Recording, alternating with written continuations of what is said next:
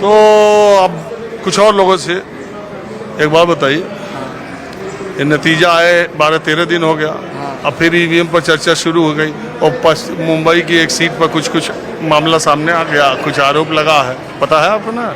मुंबई का पता है। हाँ, पता तो यहाँ के लोगों को सब रहता है। तो क्या लग रहा है आपको ईवीएम पर ये जो चर्चा चल रही है, जो शक व शुबा है, उसका आपके दिमाग में कितना असर है? देखो, हमें तो लगता था कि मोदी जी जो पहले बोला उन्होंने 350 सीट बोला, लेकिन 240 सीट आए मोदी जी का। अब 4 सीट यहाँ से जीत गए दिल्ली से। अब देखो थोड़ा वो है, पहले ऐसे तो मोदी जी का वो रहेगा नहीं, लेकिन 5 साल तो उन्होंने काटना ही है। क्या पता इसमें मोदी जी अच्छा काम करे, जो गलती किया पहले भी किया, लेकिन यहाँ पे देखो काम तो उन्होंने मोदी जी ने ये नहीं किया। एक तो बेरोजगार कर दिया लोगों को, महंगाई कर दिया। ये 2 चीज़ यदि मोदी जी करते थे, मोदी जी का कोई हरा नहीं सकता था मेरे हिसाब से। तो हमारा मुद्दा गरीब के लिए सामान सस्ता करे, सबको जो नया हो गए हैं उनको सबको नौकरी मिले। और अरे ईवीएम पर बताएंगे कि आप भटक के दूसरे तरफ? नहीं, ईवीएम में क्या बताएंगे? बताएंगे ईवीएम पे जो चर्चा चल रही है, लोग कह रहे हैं ईवीएम खत्म करो, पारदर्शिता लाओ, ईवीएम में गड़बड़ी है, धांधली हुई है चुनाव में, आपको लगता है? नहीं, मुझे लगता नहीं गड़बड़ी हुई है। हारता हुआ आदमी आरोप ही लगाता है। ईवीएम में गड़बड़ी क्यों होगी? विपक्ष नहीं बैठा या इंजीनियर नहीं बैठे, टेक्निकल लोग नहीं बैठे, उसमें गलती क्यों होगी? इन्हीं के शासन में आके गलती होगी? मेरे ख्याल से नहीं, गलती नहीं। भाई ईवीएम है, मशीन है, चाहे वो हिंदू दबाए या मुसलमान दबाए, बीजेपी का दबाए उसकी ईवीएम को या कांग्रेस का दबाए। चल हो जा शुरू।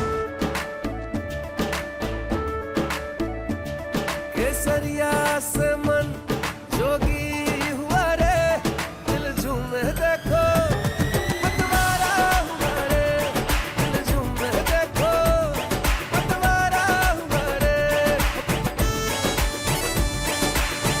हर पल मनाओ केसरी त्योहार। विमल, बोलो जुबान केसरी। जब वो रिजल्ट वही आना है, सही आना, और उसके यूपी से बीजेपी हार गई ना। हाँ, वहाँ बीजेपी की सरकार, वहाँ बोलेंगे ईवीएम में वहाँ भी गलती, वहाँ कैसे हार गई? फिर वो कई लाखों वोट से हारी वहाँ से। तो वहाँ तो सब बोलते थे योगी जीत जाएगा, लेकिन योगी जीता तो नहीं, हार गया ना। और जो कौन सा जो वो 15,000 वोट से वो हारी, का नाम है उनका, क्या नाम है? तो मैडम जो है, क्या नाम उनका, भूल जा रहा हूँ उनका, नेता जो है स्मृति ईरानी। कितना से हारी? 15-20 हज़ार वोट से हारी है ना वो। लाख वोट से ज्यादा। हाँ, लाख जो भी हो, लाख वोट से हारी है। 1.5 लाख से ज्यादा। हाँ, तो क्यों हारी फिर? यदि मोदी ने यदि मोदी हेरा नहीं करते तो यूपी से भी जीत जाती, यहाँ से भी सुषमा स्वराज जीत जाती। ऐसे नहीं है। वो कहते हैं जो क्लोज फाइट होती है, हाँ। बहुत नजदीकी अंतर रहता है, उसमें गेम हो जाता है। नहीं, देखो साथ दिल्ली से तो मुझे लगता है ये कोई गड़बड़ नहीं है। मोदी देखिए, एक बात और भी है, उत्तर प्रदेश में अगर कम अंतर से सीटें जीतने की बात आप देखेंगे तो उसमें समाजवादी पार्टी भी कम अंतर से कई सीटें जीती है, 3,000-4,000 वोट से। भाजपा भी जीती है। सवाल ये उठता है, बहुत सारे लोगों का ये कहना है कि उसमें जब क्लोज होता है या कुछ सोच समझ के ऐसा किया जाता है, जो लोग अपना आइडिया लगाते हैं।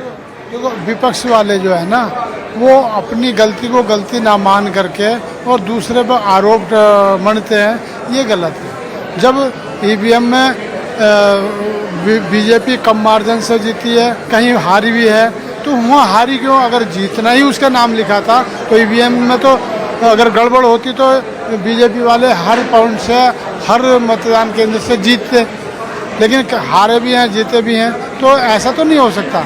अच्छा, और ईवीएम किसी एक का तो है नहीं, वो तो हर आदमी चेक करके उसको और सारा जब वेरीफाई कर लेते हैं, 10-10 बार चेक करते हैं, तभी आगे लेके आते हैं, तो ऐसा नहीं है।